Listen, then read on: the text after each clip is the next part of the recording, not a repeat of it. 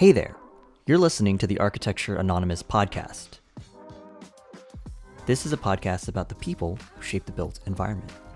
Today's episode is a conversation with Lauren Stern. She's the owner and principal consultant at Studio 618, and she's doing something absolutely incredible. She's creating a children's book about signage and wayfinding. In our conversation, we also talk about how you can support her book, the origins of her studio, and the lessons she's learned throughout her career. Please enjoy this conversation with Lauren Stern. It started as an idea last year when I was with my sister and seeing the kids' books that she had, and seeing examples of code books for kids like Code Baby Code and architecture kids' books. I thought, okay, well, that's really interesting and creative. There's no books though on signage and wayfinding or experiential graphics in general. So that's why I thought it would be fun to create a book like that, just because it just brings the importance of that to kids. And I think it's important to think about those elements, things like regulatory signage, like stop signs, and crossing signs, but also things like park signage and wayfinding, or hospital signage and wayfinding, hotel signage, restroom signage. So all these things are things I talk about in the book, shapes and colors and materials, and it's all rhyming. So it's a poem book. Writing a poem or something that rhymes is not very easy. So it was hard to figure out what I wanted to convey and how I wanted the poem, the story to flow. And so I reached out to teachers I knew, designers, parents, and I sent the story to all of them and got feedback from everybody. And I think that was a really good process because there were certain things that I was thinking with this book that came easily to me that I understood, but they didn't understand, or certain language or phrases that I thought were good for the book that, maybe not appropriate for a certain age group. And so I think it was good to bring that, get that attention and the advice from different people and to get their involvement, because I think it made the book stronger, having the voice and opinions from parents and teachers and designers. Oh, that's wonderful. And I think I saw too that you're collaborating with someone for the illustrations as well.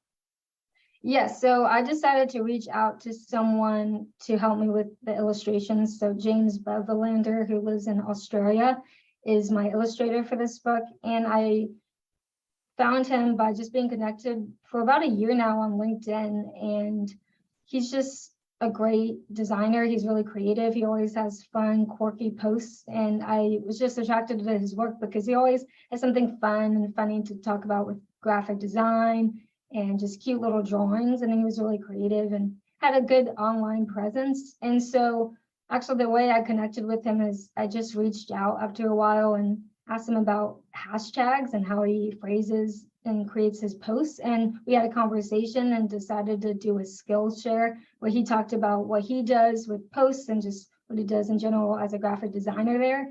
And then I shared what I do with Procreate and the drawings I've created and created a presentation to do a skill show with him.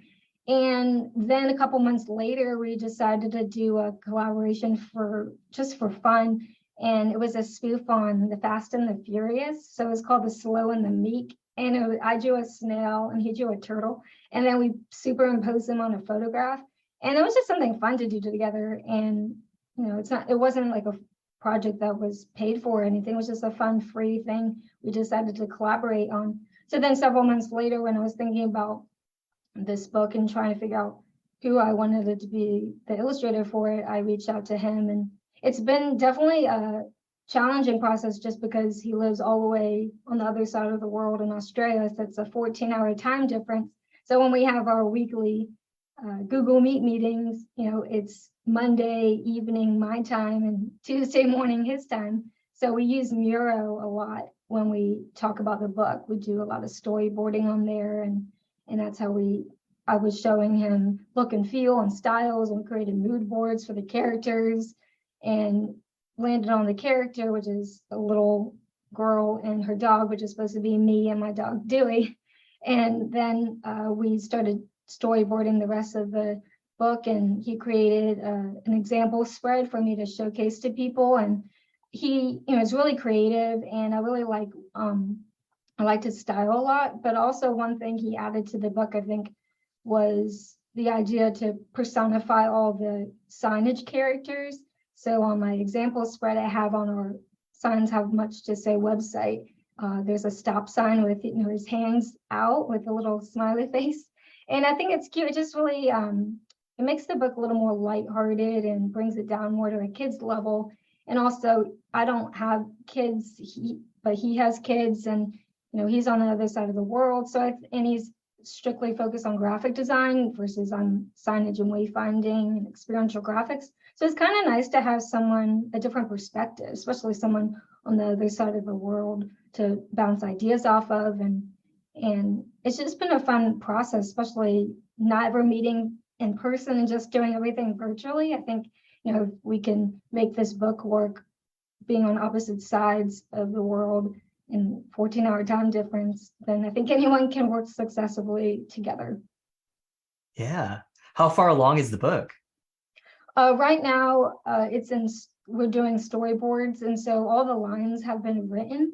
And so what we're doing right now for our meeting on Monday is to lay out the rest of the boards. And so he's creating all of the black and white rough sketches. And so we're trying to figure out if certain scenes were going to be spreads or individual pages.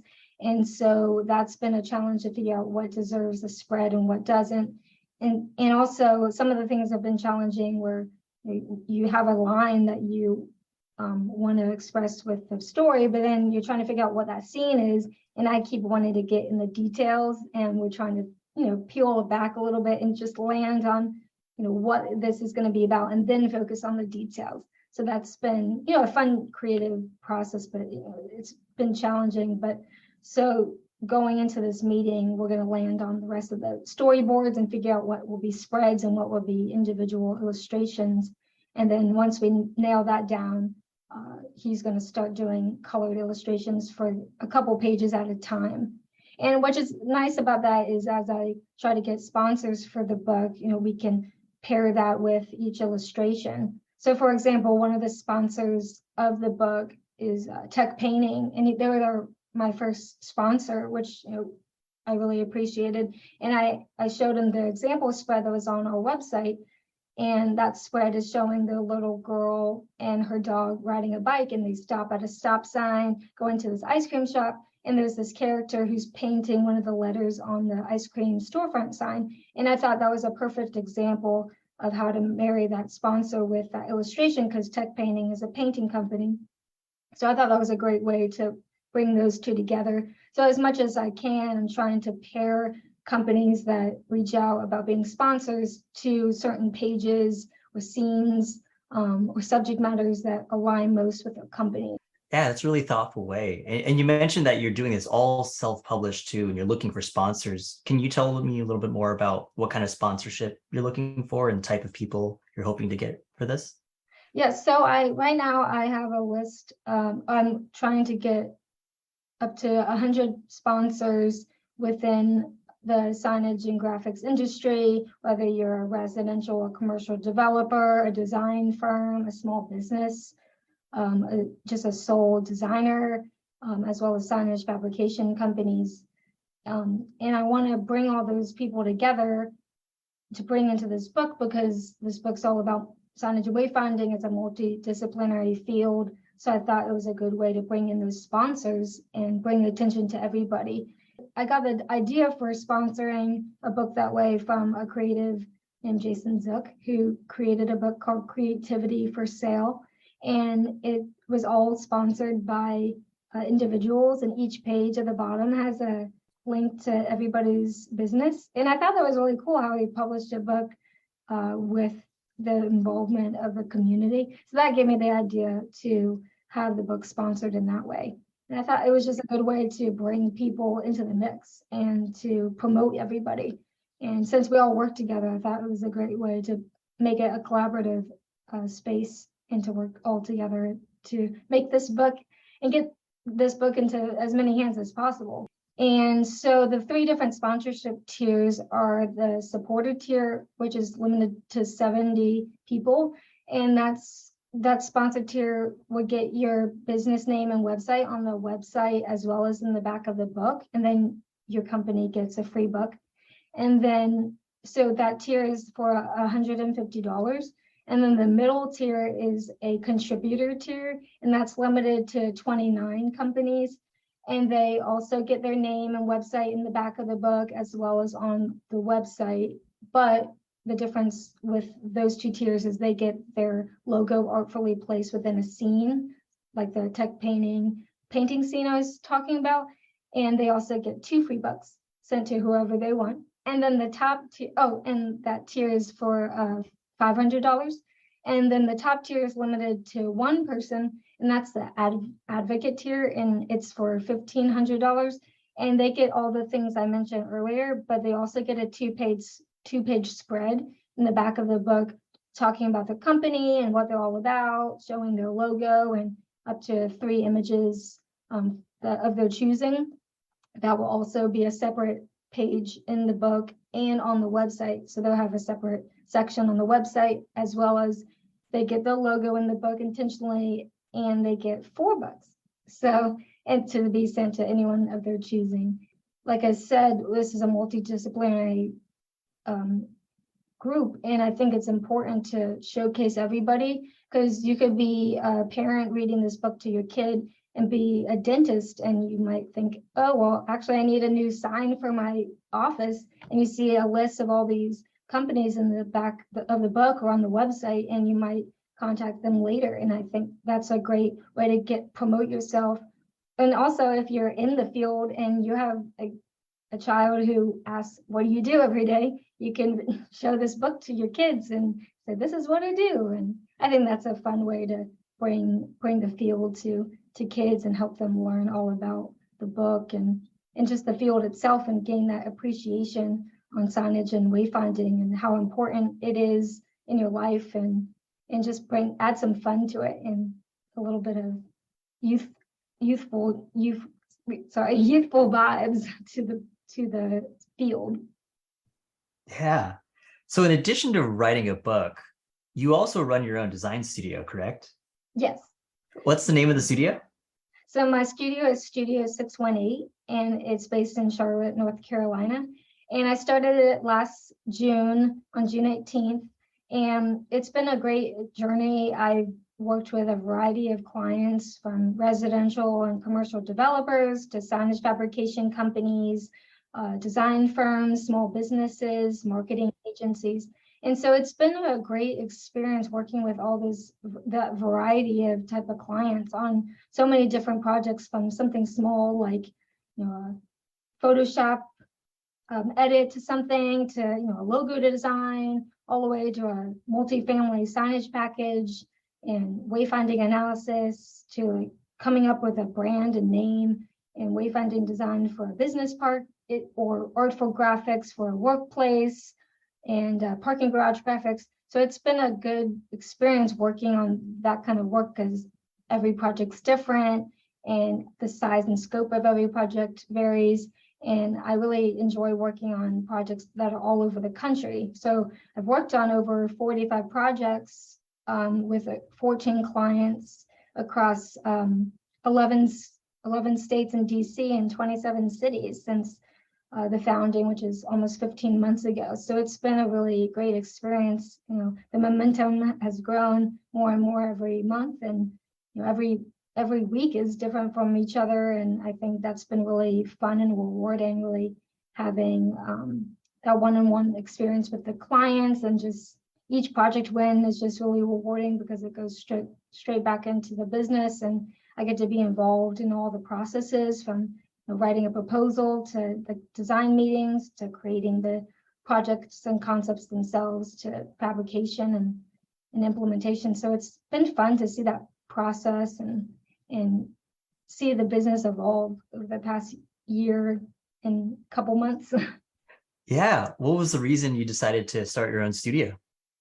So actually, I was in the field for about 10 years at signage companies, small design firms, and a larger design firm. And during the pandemic, unfortunately, I was let go from my previous position during the COVID pandemic. And I decided at that point, since it was just such a transformative moment in my life and I had a decade of experience under my belt, I decided to start my own business. And I think that it was a great start to this new chapter in my life, to start something of my own and really have my stamp on something. And it's really great to just have your hands in every process. And it's just been such a rewarding process.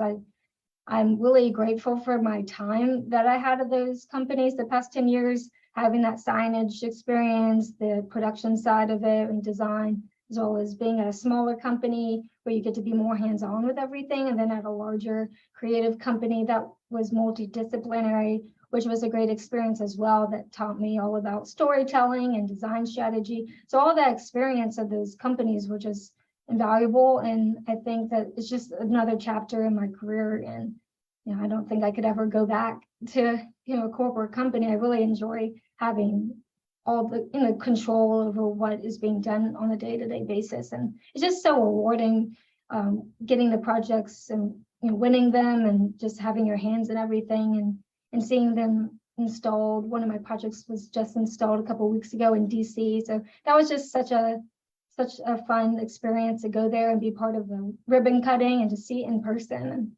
And it's just been great. So I love working for myself and having this new chapter in my life. Is your company just you, or do you have some people helping you? So it's me and my dog Dewey, who's the creative spirit. He's involved in meetings and looks at my samples. I started working with some independent consultants on a part-time project by project basis on certain projects. And I think that's been a good experience as well, because then you can bounce ideas off of other people and work together in that collaborative setting that I miss a little bit, being siloed by myself. But right now I'm going to keep the business to be me and Dewey primarily. And one thing that I think is a value for Studio 618 is the fact that we're one-on-one with our clients. And so I'm involved in all the processes. And I think that a lot of people really appreciate that, because when they have a meeting with me, they know that the designs and everything that's being talked about is going to be translated from their ear to their computer, and we can work one-on-one and just really be together on every process. So I think they enjoy that as well as part of the value. And then with my decade of experience, I think they appreciate that as well. And I try to add an artistic flair to everything I work on, because I have a watercolor and fiber art and digital illustration background. And so I try to bring that illustrative flair to all my projects whenever possible. So those are some of the things I try to bring to the table with the values that you have when you work with a very boutique business such as my own. Is there anything surprising that you found when you first started running your studio? Well, it's kind of weird to admit, I didn't really know anything about proposal writing, because I never had the opportunity to write proposals before, or send invoices. And so I did a lot of Googling. And so I learned a lot. It was one of those things that you just learn as you go. And I think that's been somewhat humbling in some ways, just because, you're learning and changing things as you go. My proposals when I first started are very different than how my proposals are now. And I think that's important to anyone who's working on their own or starting out with their businesses, be open to change. Because when I first started, I didn't have a website. I didn't have an official name yet. I didn't have a special email address.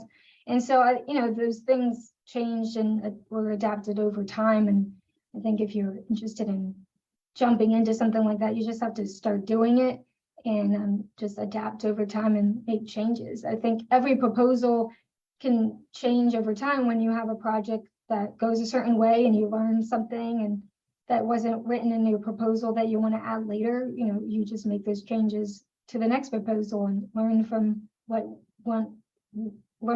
happened one proposal or project process to another, which has happened with me on a couple of projects. And so that's been a good experience too, because I think it's important to to learn and adapt as you go. That's great advice. I think that's the best you could say about anything. Like, you can prepare as much as you want and you'll get there and realize you still don't know enough. So you just have to be ready for things to go south or to go really well and just kind of go with the flow. Well, yeah, because I do weekly posts on LinkedIn, and I think of that as like a visual diary. And putting yourself out there on a platform like that, I think some people get scared of those things. I've had people say, how do you get your clients? And I say majority has been through LinkedIn.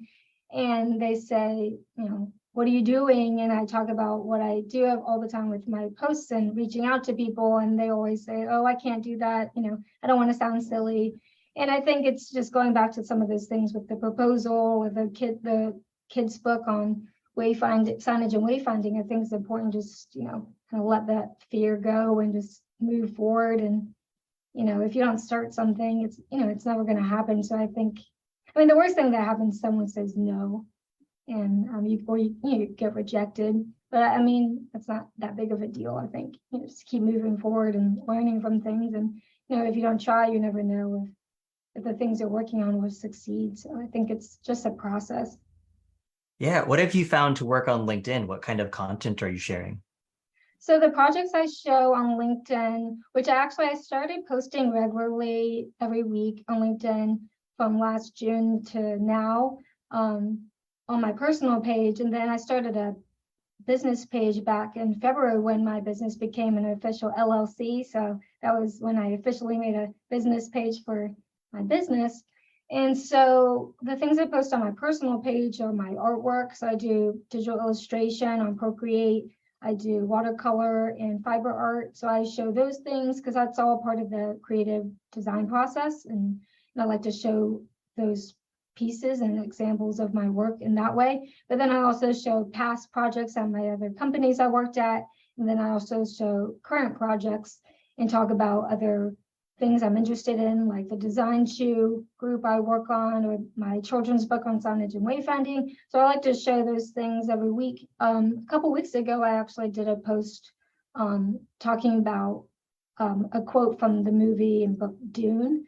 And the quote was, "Fear is the mind killer." And I really like that quote because it's all about just kind of letting the fear wash over you and just keep moving forward.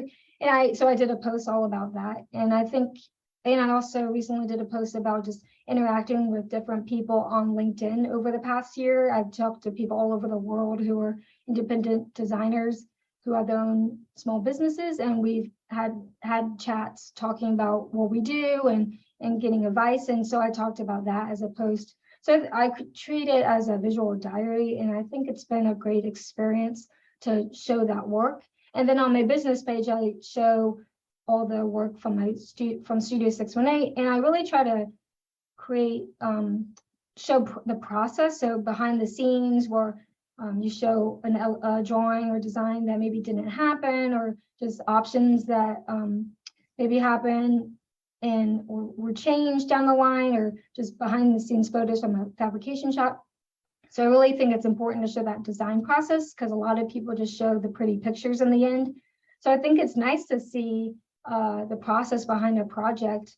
One of the posts I did recently was celebrating the losers, and it was all about showing the design options that didn't get chosen. And obviously they all had merit, but they only could choose one. So it's not like those designs weren't good, they just only could choose one. And I thought that was something fun to showcase because everyone has multiple options that they show in a project presentation, but they don't all get shown, or they also don't get to have their day of being appreciated and seen by other people. So it's kind of nice to celebrate those losers. And so a lot of people thought that was an interesting topic. So I love to show those kind of projects and that process as much as I can on both pages. And I found that I've been able to connect with so many people on that platform, and everyone has different ways to make themselves known to others. Some people use other social media platforms, but I primarily use LinkedIn, and it's been really great for me. I've met a lot of great people on there, other creatives. That's how I started the collaborative design shoe group. And also over 90% of my clients and projects have come somehow through LinkedIn in some way, whether it's word of mouth or just strictly through LinkedIn. So it's been good for me, but I always preface by saying to people, what works for me may not work for you.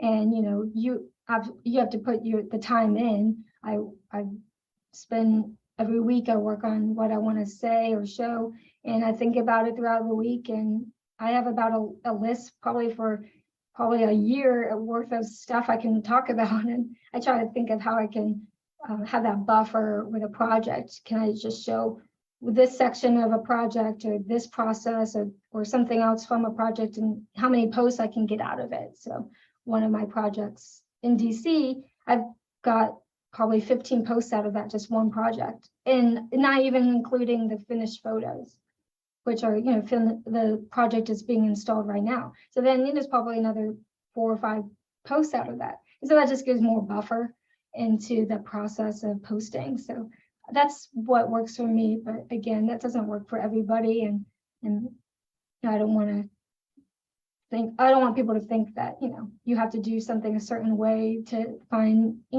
your voice or get clients.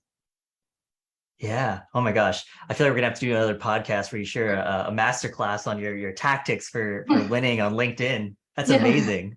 I think even so too, that's how I found you and your work is mostly through LinkedIn, and you sharing your posts, and other people in the community get to share it and like it. And you find other people who are interested in the same things that you're interested in too. Yeah, that's how I found a lot of the people I've connected to over the year. Like James, my illustrator for Signs Have Much to Say, the children's book, I found him on LinkedIn. Several people, everyone on the Design Shoe group has been through LinkedIn as well. Most of the people who are part of that group are people I've talked to in the past. We've had like monthly, bi-monthly, or quarterly chats on Zoom over the year. And that's been great because it's just been nice to have conversations with like-minded designers and trade tips and tricks. And I think it's been a great experience. And you never know when you might collaborate with those people. Like that message I sent to James several months ago, just about hashtags, that conversation with him and his response back to me and our Skillshare we had, that all down the line, maybe a year later from that, is how we started working together on this book. So that was a great connection. So anytime anyone messages me on LinkedIn, I always try to write back or set up a call, because I think, how would I want to be perceived by someone if I send a message? I would like someone to respond to me and not just ignore it. So I think it's like, if you want that relationship or that communication, you have to put it out there as well. And so I also think it's just important to have that open conversation with people. One of the questions I love asking everyone in EGD is kind of, how did you end up in experiential design? Because most people know there's not really an academic program that can cover it all. So what's your background? How did you get to where you are today? So my background is in interior design. I studied interior design at Appalachian State University.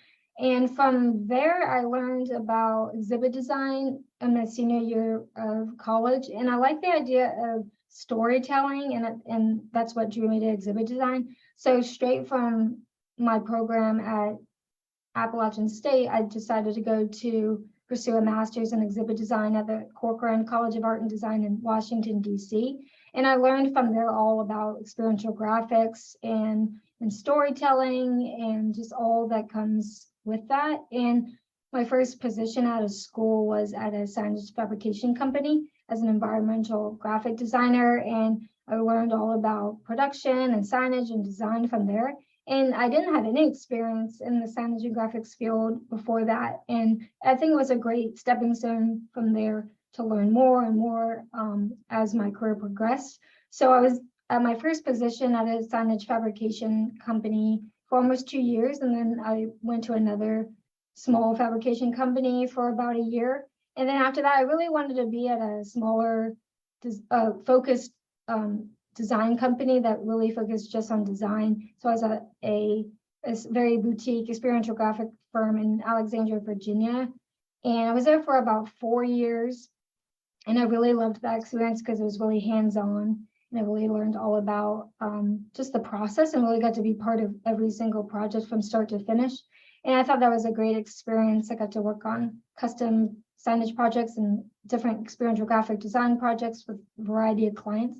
And then I just decided from there to be at a multidisciplinary firm. So I went from a company that was 4 people to a company that was 400 people. So it was quite a big difference. And so I think that whole journey has been great because I learned with my background in interior design all about materials and finishes and thinking in 3D and reading things in scale and elevation and plan, and then learning all about storytelling and exhibit design, and then bringing that signage and wayfinding experience into the mix. I think it's just been really great. So I know a lot of people recently are trying to get into the field from interior design or graphic design and other fields, and I think it's a great field to be part of. And I think having that interior design background has been great because it really helps with 3D thinking and just thinking about things in scale. And I really enjoy and am happy that I have that background and learned all and had that experience at the different firms throughout my 10 years in the field. That's amazing. You also mentioned that you're involved with teaching people how to get into the field and teaching EGD at your school, right?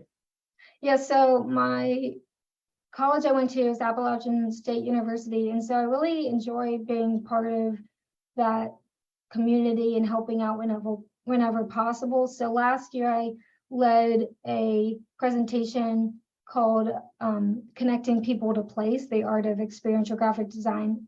And I did that same presentation a couple weeks ago. And it's a great presentation to bring to the students because it's all about signage and wayfinding and artful graphics and installations and just what experiential graphic design is, because none of them knew what it was when I went there, both times I did that presentation. So it was really great to show other design firms examples of their work, as well as work I did in the past and currently at my own studio. So I really liked showing that variety and really talking to the students all about storytelling and bringing those concepts in visually into those projects. And so they seemed quite inspired by the presentation and are going to include those elements and think about those elements for their senior projects. So last semester, I also led a workshop, which is a 2-part workshop on experiential graphics. And I talked about the field, showcase various examples from the field and elements of storytelling. And then we talked about their projects and how they can include these elements in those projects. So some people did elements that incorporated wayfinding, some people did more artful graphics. So it was nice to have those projects elevated. I think it made them more grounded as well. So it seemed to be a success for those projects. And several people from that class last year wanted to pursue experiential graphics as their career, which I think was, a success. Yay. So I think it's been good. I really enjoy being involved with that program, volunteering to do those lectures in the workshop. And then I'm a mentor to the seniors. So I usually have a select couple students every year. So I get to work one-on-one with them on their senior projects. And I really enjoyed that. I think it's been a great experience to help out. I'll probably do a workshop next semester on LinkedIn with them as well. And so I think it's going to be, a good experience. And I hope that people get a lot out of just learning more about the field and what else is out there besides just interior design. And hopefully they pursue the field, or they don't work with, if they decide not to be in the field and stick with interior design, which is fine. What I think is important is if they work at a larger architecture and design firm, they're going to work alongside of these people. And I think it's good to have that appreciation and understanding of what they do. Yeah, I agree. Where can people find more information about your studio and your book and your projects? So you can find more about the book at signshavemuchtosay.com. And if you want to learn more about my business, which is Studio 618, you can go to 618.studio to learn more. And if you want to learn more about my previous experience at the various design firms I was at for the past 10 years and my previous art experience in illustration and watercolor and fiber art, you can go to laurencreatestuff.com. Awesome. And don't forget to follow Lauren on LinkedIn. Yes, please follow me on LinkedIn to learn all about